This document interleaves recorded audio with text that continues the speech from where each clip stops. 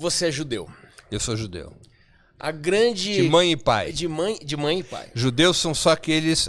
O judaísmo é matrilinear. Uhum. Né? Eu sou judeu por parte de mãe, portanto judeu. Mas eu sou judeu. Tanto meus pais quanto meus... Tanto minha mãe quanto meu pai eram ambos judeus. Tá. Ambos vivos? Não, já faleceram. Tá. Começo com essa pergunta por conta do assunto que a gente vai entrar agora. Você é totalmente contra, e faço uma pergunta, tá? Não estou afirmando. Você é totalmente contra como Israel conduz toda essa relação que tem com a Palestina? Totalmente contra. Tá. Já te respondo diretamente. Não, eu pergunto, mas eu sei que mas eu preciso perguntar. Não Totalmente posso falar contrário. Veja, vamos começar do começo. Agora eu vou fazer igual... Teach me like if I'm a 5-year-old. Me ensina como se eu tivesse 5 anos de idade. Palestina é um país? A Palestina ainda não é um país. Não é um país. Ainda não. O povo palestino reivindica o direito de ter um Estado há décadas. Mas não é um país. Igualmente, Israel não era um país. E hoje ainda é um Estado, mas pelo menos tem um território chamado de país. Isso. Sendo assim, me conta um pouquinho da história, e para quem está nos assistindo, como é que tudo começou? Perfeito. Vamos lá. Há uma região que se chama Palestina. Essa região, ela se situa entre o Rio Jordão e o Mar Mediterrâneo. Do rio ao mar. Nessa região, até os anos 40 do século passado, até 1948, não existia um Estado. Por quê? Porque essa região esteve sob controle do Império Turco-Otomano até 1918, e depois de 1918 até 1948 esteve sob o mandato colonial britânico. Nesta região chamada Palestina, essa região chamada Palestina, originalmente se chamava Canaã. Canaã era assim denominada até o início da Era Comum, até o início da Era Cristã, e o Império Romano rebatizaria Canaã como Síria-Palestina, e depois nós a conheceríamos como Palestina. Em Canaã viveram muitos povos. Em Canaã nós tivemos muitos estados, muitos reinos. Estados e reinos, como eram os estados e reinos daquela época, que não são a mesma coisa que os estados e reinos da modernidade. Entre esses reinos, houve um reino judaico, o reino de Judá e o reino de Israel, que foram destruídos. O reino de Israel foi destruído pelo Império Assírio e o reino de Judá foi destruído pelo Império Babilônico. Mas além dos reinos de Judá e Israel, existiram vários outros reinos, como era próprio naquela época da história humana. As pessoas se desenvolveram, as civilizações se desenvolveram a partir de tribos, essas tribos se transformavam em pequenos impérios, eles guerreavam entre si por território, porque do território se dependia para a agricultura, para o desenvolvimento econômico, para a sustentação social, e você tinha impérios externos a esses territórios, os grandes impérios daquela época, como o Império Romano, que buscavam anexar esses outros territórios para aumentar também a sua capacidade econômica. Foi assim que o Império Romano colonizaria Canaã, e um dos feitos do Império Romano em Canaã foi a expulsão dos judeus. Os judeus que tinham se constituído como um reino antes da Era Comum, antes da dominação imperial romana. E os judeus deixaram de ser um Estado, deixaram de ser, portanto, uma nacionalidade, porque foram expulsos do seu território, e os judeus se espalharam pelo mundo na diáspora. Primeiro para a Europa, depois para a África, depois para as Américas. Os judeus deixaram de ser uma nacionalidade.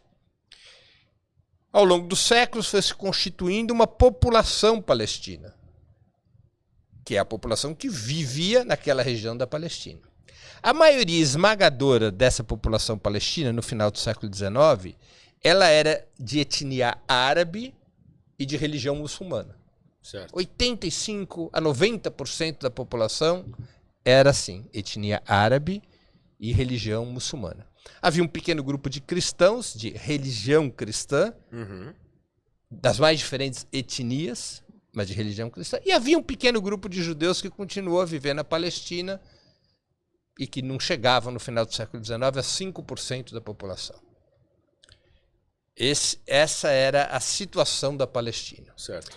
Neste mesmo período histórico no qual eu estou fazendo essas contas da população, surge um movimento novo no seio do judaísmo. O que vinha acontecendo com os judeus? Os judeus estavam sendo há séculos perseguidos, especialmente na Europa.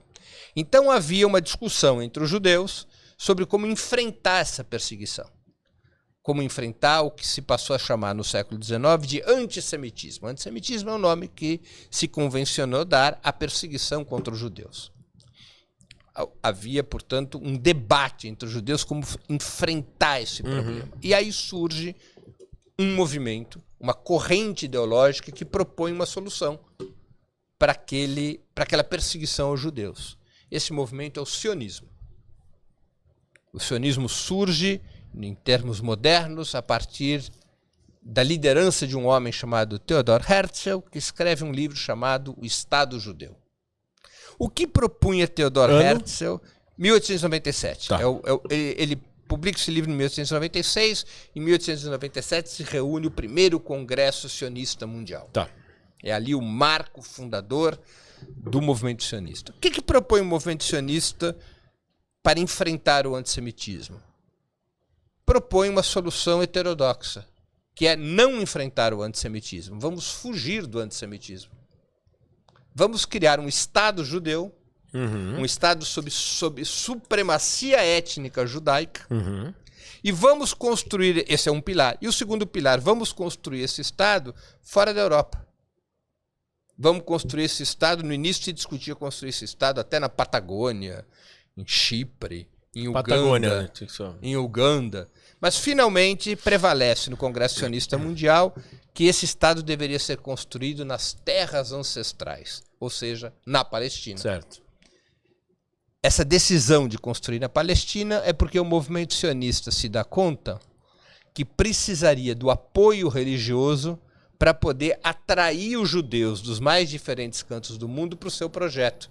O sionismo, quando nasce, não é um movimento religioso, é um movimento laico.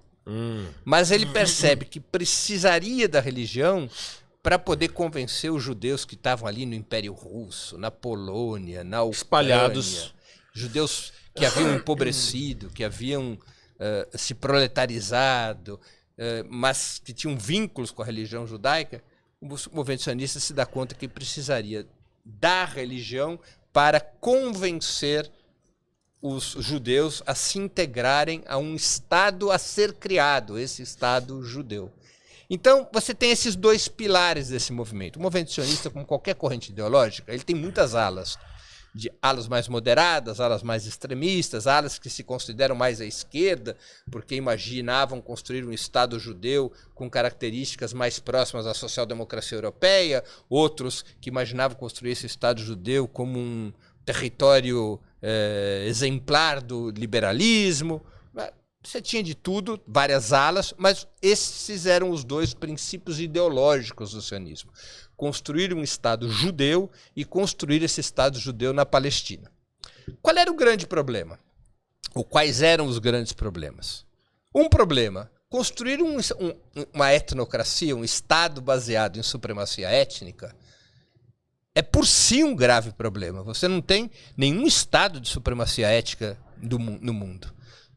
Um Estado de supremacia étnica tem um nome na literatura mundial recente, chama-se racismo. Sim.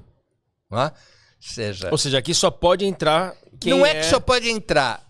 Quem tem o poder nesse Estado é uma etnia determinada. Entendi, certo. Outras etnias podem até existir no mesmo Estado, mas não manda elas nada, são não subordinadas. Fala nada, certo. Elas podem ter até alguns direitos, mas elas são subordinadas ou são segregadas. Entendi. Então, é um Estado, o sionismo tem esse princípio supremacista. Não por nacionalidade, mas por etnia. Por etnia, Entendi. porque a nacionalidade judaica não existia mais. Tinha desaparecido 2000 anos antes. Né? Nacionalidade tem a ver com território.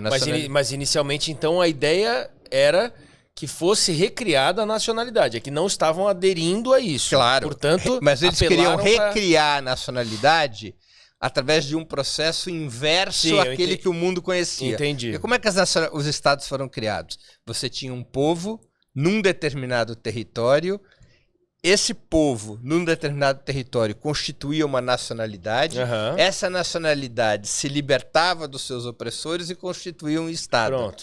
O sionismo propunha o caminho inverso. Ou seja, nós vamos criar um estado Para trazer trazendo pessoas judeus que têm- de outros Aham. lugares e estabelecer então uma nacionalidade. Quer Entendi. dizer, é uma nacionalidade fabricada Certo. pelo Estado. Certo. Não é uma nacionalidade que cria um Estado, é um Estado que cria uma nacionalidade.